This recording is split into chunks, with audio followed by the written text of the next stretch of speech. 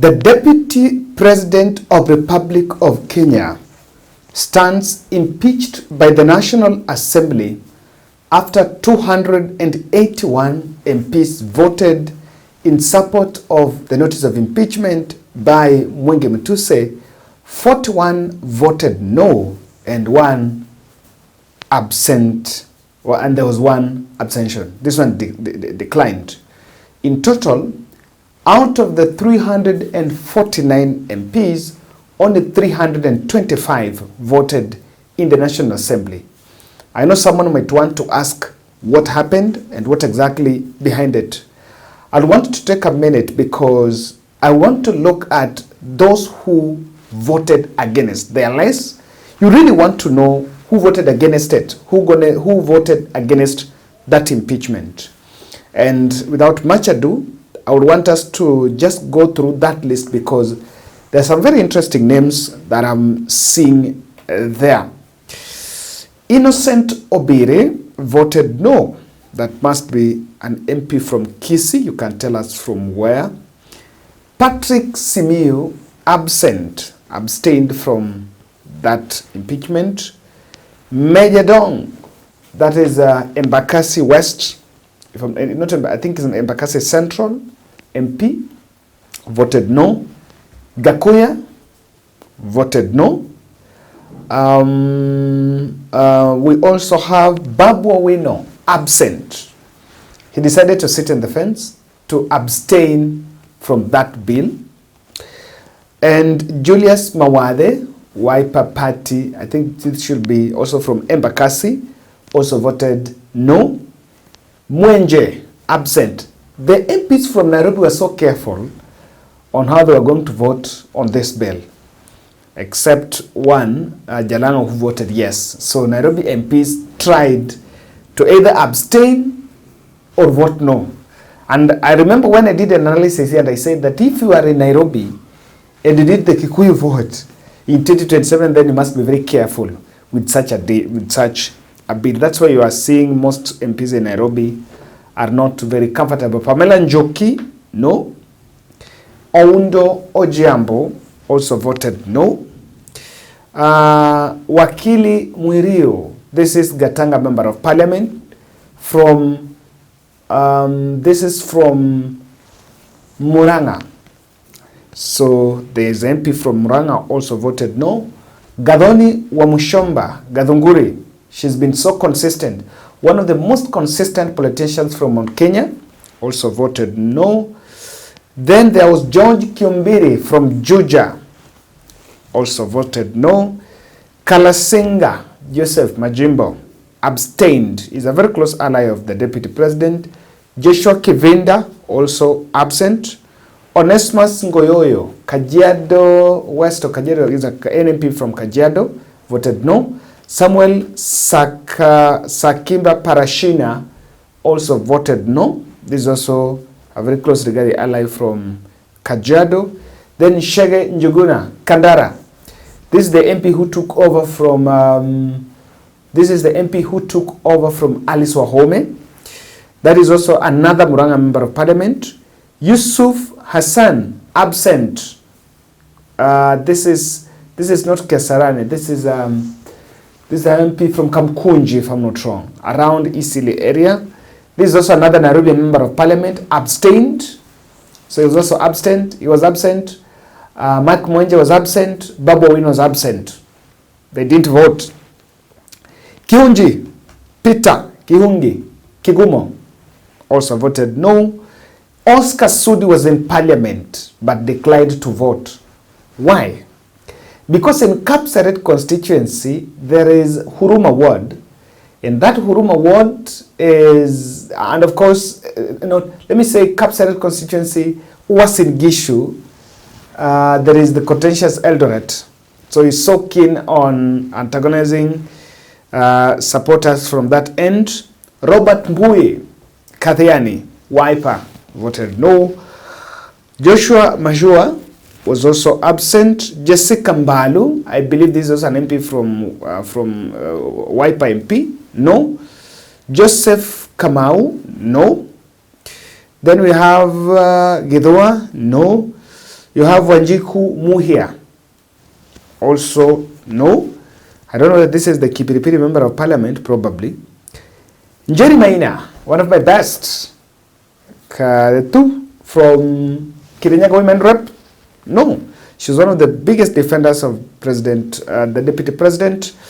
Then we have Irene Kasalu. This must be Wiper, also voted no. Makali Mulo. Now, this is Kitui Central. No. David Mwalika, also voted no. Edith Nyenze. This should be Kitui West. Yes, if I'm not wrong. That is Edith Nyenze, the wife to Nyenze who passed on. That is also Wiper. So Wiper is a very legitimate. Jace Kamene also voted no.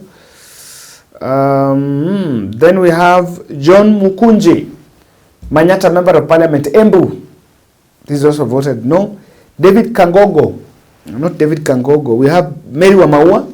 This is from Maragua. I passed in their constituency. Then there is Mark West, Timothy Toroitich, also voted no. Stephen Mule, this is also from Mukambani, also voted no. Nzioka Erastus, this is from Boni, also voted no. Then Salasia, voted no. Okay, Kagushia, Mukurweini, this one was with Ruto, by the way. This one just changed mind after public participation. Mukurweini is in Nyeri. So he's just an MP from Nyeri. They were so keen on how they were going to vote. He also voted no. Now, Betty Maina, the Muranga women rep, and Eric Wamumbi, Madira member of parliament, who Rigathi Gachagua was the diary negotiators, voted to impeach the deputy president. Sometimes you see how things can be, life can sometimes be so unfair. Gideon Mliungi, no. Peter Musimi, no. Jean Kihara, Naivasha. Yes, this was also another camp of, this was also with Rigathi Gachagua, even way then. Yes, so there is Kamende Mwafrika, no. Eric Karemba, there's also another one from Mount Kenya, also voted no. Caleb Hamisi had said he was going to vote no. I don't know what happened. He voted yes. Now that's just a list. So you can look through that list. Your MP is there. If I've not mentioned your MP, that know that MP voted yes. Your MP voted yes. Mine is Atandi. Atandi voted yes. This one's must vote the way I have said. Now, I believe I realized the MPs were the charges by the MPs, how the MPs conducted themselves, even the county MCS are better. The county MCS who normally take charges against their governors to the Senate were even better. They even discuss on substance. But the National Assembly, what we saw there was a charade. Rigathi will really look at how he can challenge the process if it is possible. Speaker allowed the MPs to lynch the deputy president by using the privilege of parliament, because anything you say parliament cannot be taken out there. So there is a privilege in parliament, and MPs went out of the impeachment debate to lynch the deputy president until now they went and decided to vote. There are some 4 issues that Parliament overlooked in their bid to impeach the deputy president. And that is what I want to that is what I want to analyze. Then we shall also interpret. The first thing, Parliament overlooked the backlash that they had on finance bill. And I think just immediately that this impeachment ended, there was some protest in Madeira, and I think TV47 was in scene, and they were reporting that there was some protest in Madeira. All right, there you have police officers here who have come to this area just to contain the situation, and we have seen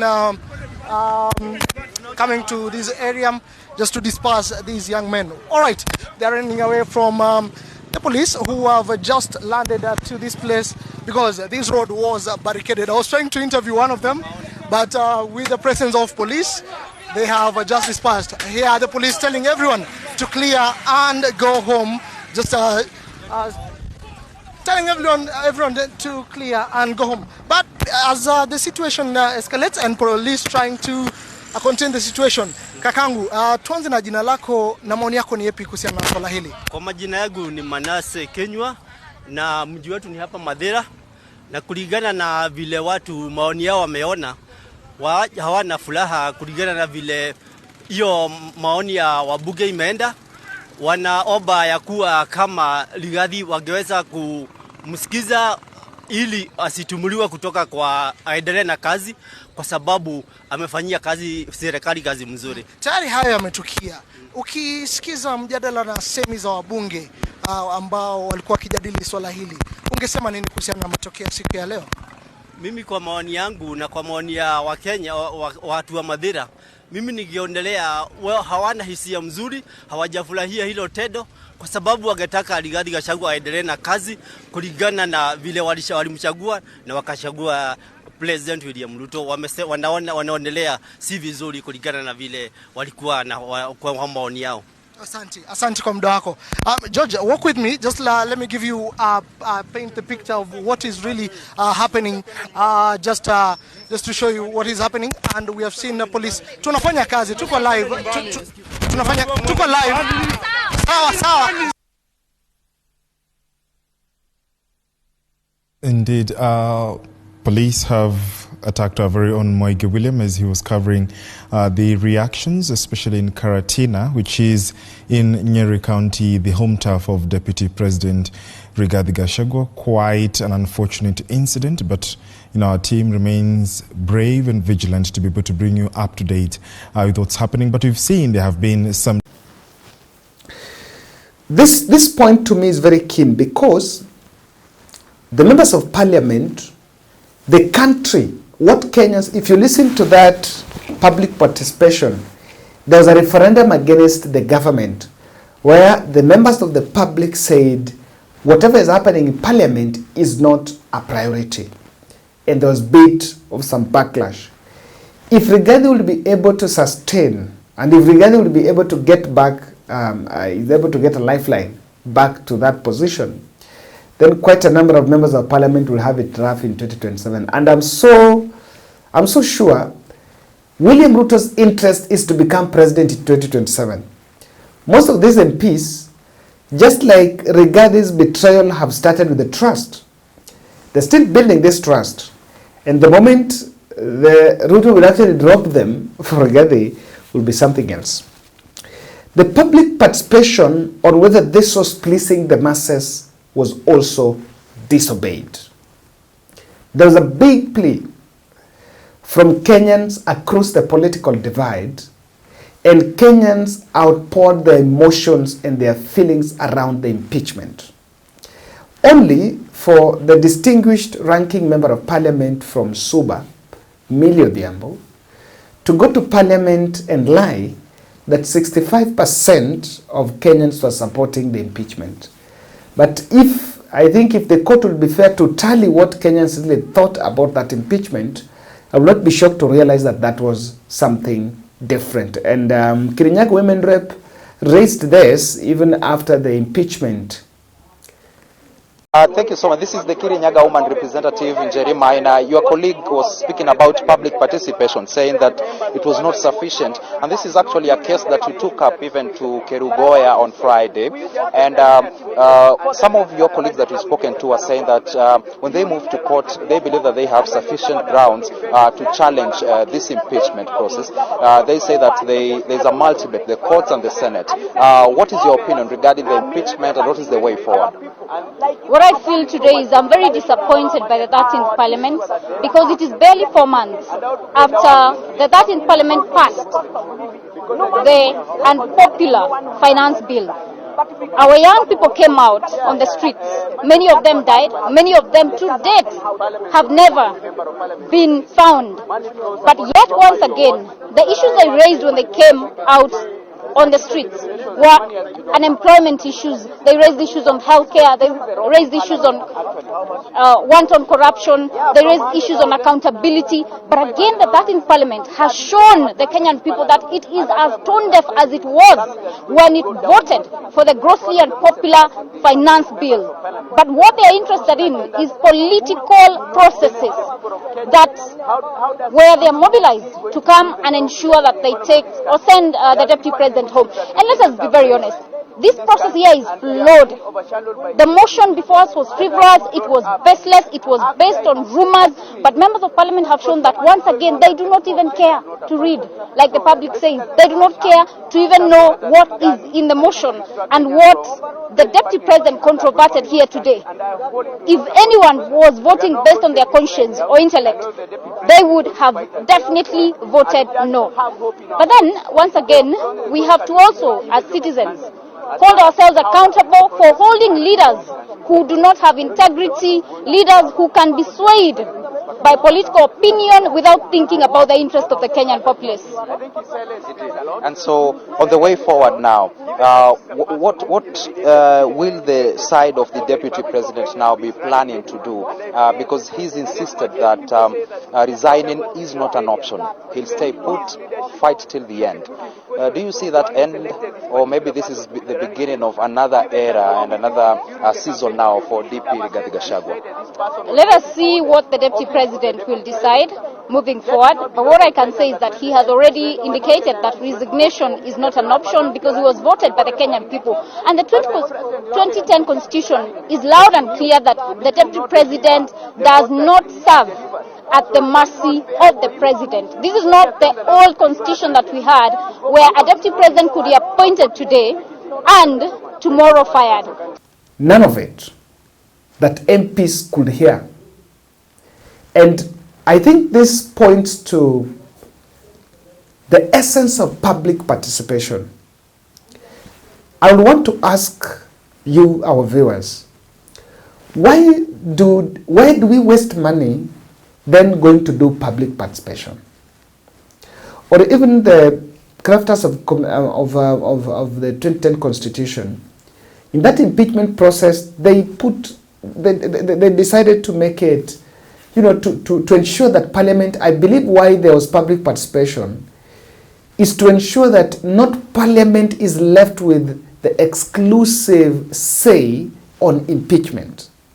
That the say of Wanjiku in impeachment has been, even though we have a representative democracy, so they represent us.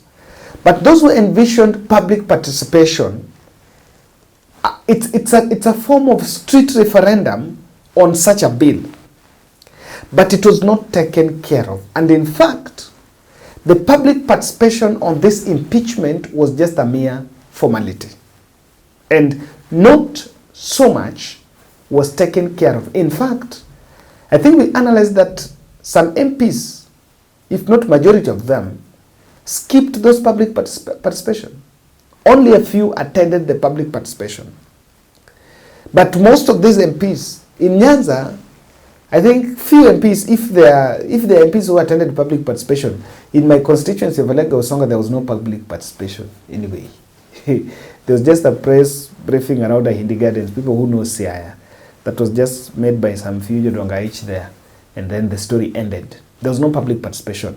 I think, and I really want to, I wish Rigathi would challenge this, even, and he will start raising the process even in the Senate, even though Senate might not have a good determination. But if the senators are not going to, if the Senate decides to uphold the decision of the High Court of the Parliament, then if it goes to court, I will be so keen to look at what the interpretation of the Supreme Court or the interpretation of the court on the public participation, because it doesn't just start and end with the Rigathi impeachment.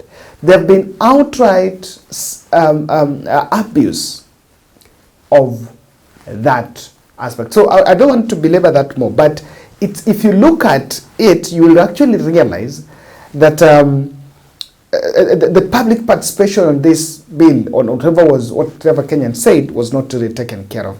The other issue that MPs overlooked is the evidence on Rigathi Gachagua. In fact,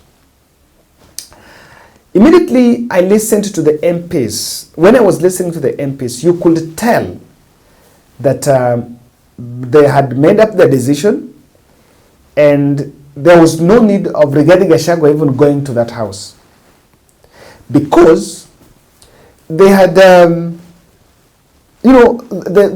already the decision had been made. Finally, Mr. Speaker, as I wind up,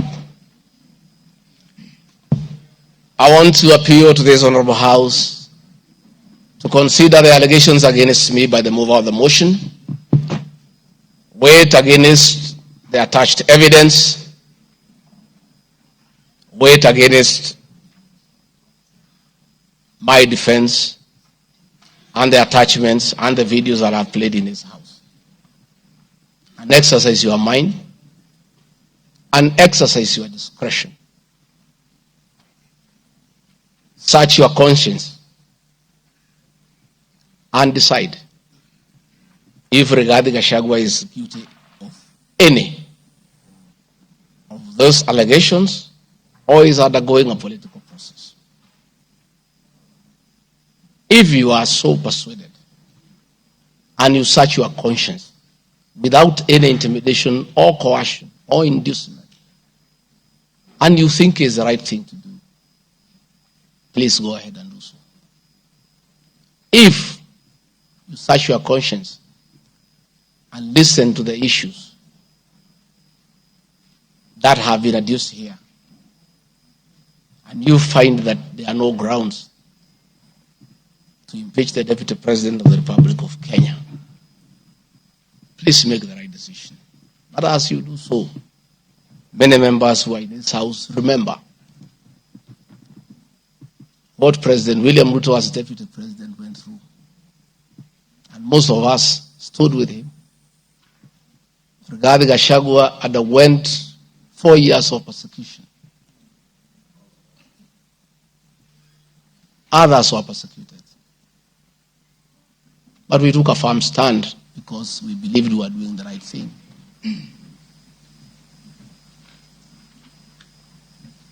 His family underwent humiliation. His friends underwent humiliation.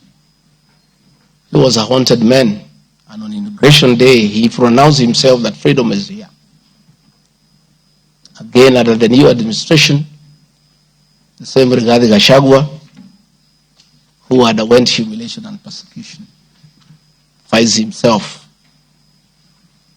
in the same space under that administration that he fought for. Try, look, reflect, and apply your conscience and make the right decision. Mr. Speaker of the House, I want to thank you for granting me this opportunity.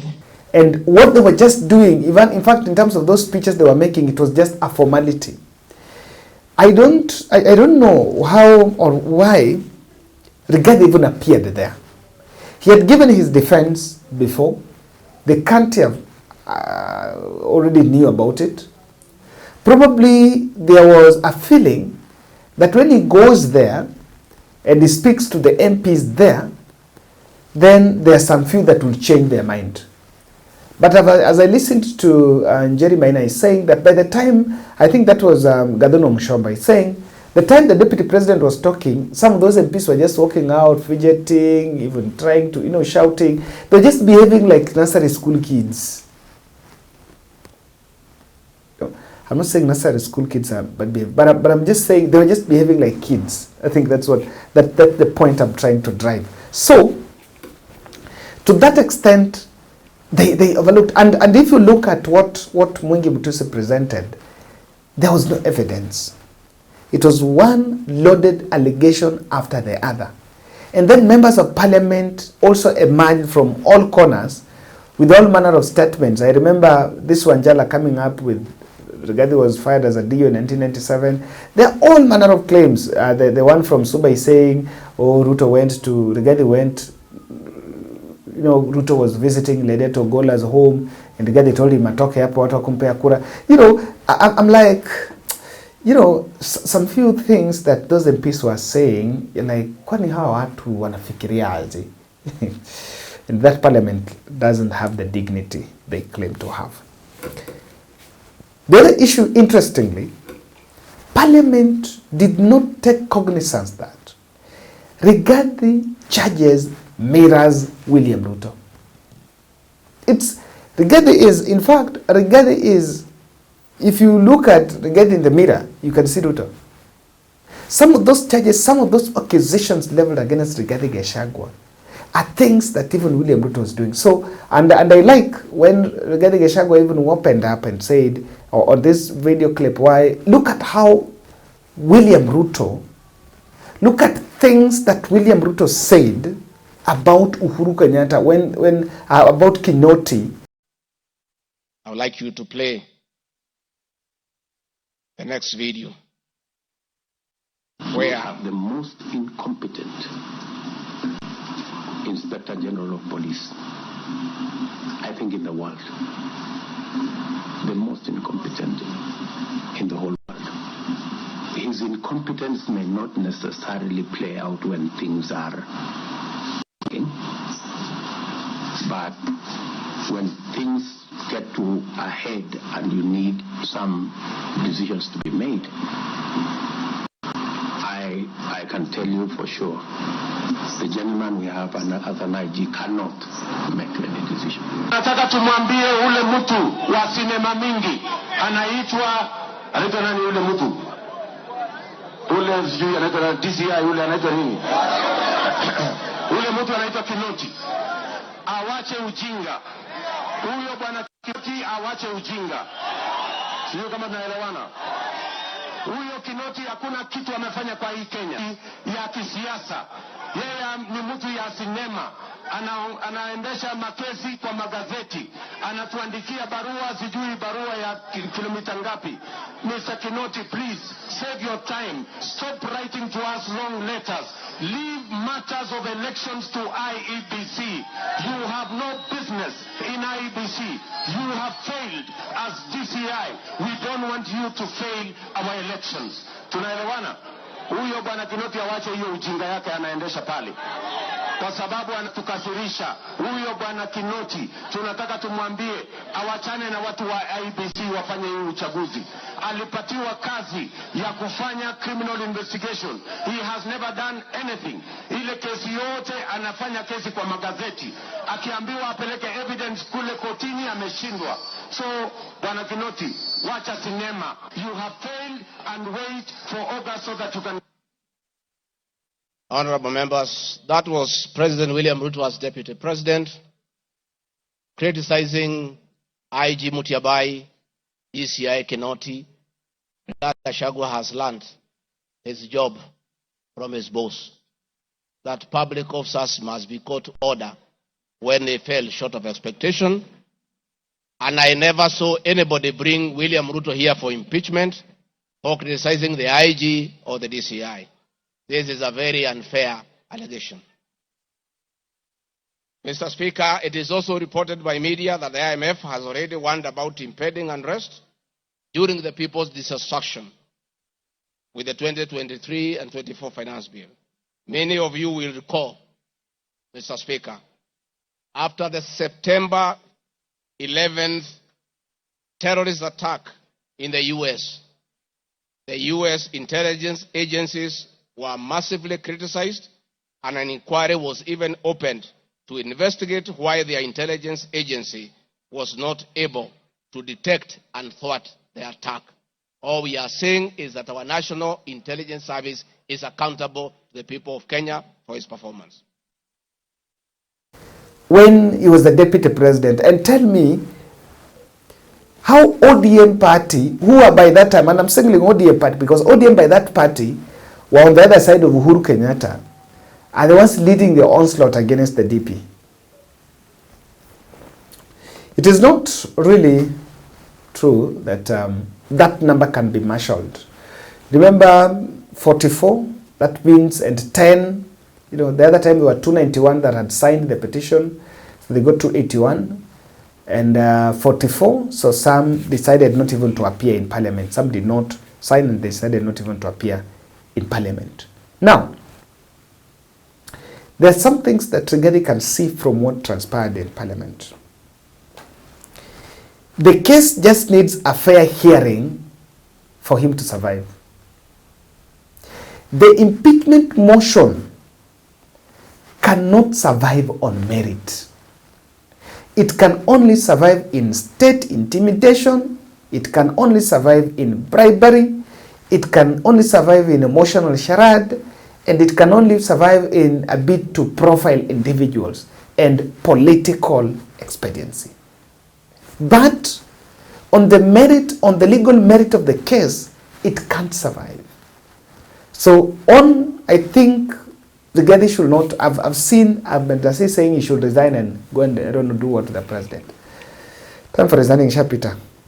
Let him fight his case in the Senate. If it's aende, you never know, between High Court, Supreme Court, Court of Appeal, against the High Court, aende Supreme Court. In fact, it should not go to Supreme Court, but I'm seeing the way cases have been lodged, they might be consolidated and be taken, a bench be formed by Martha Koome. Kenya Kwanza is very hostile to him.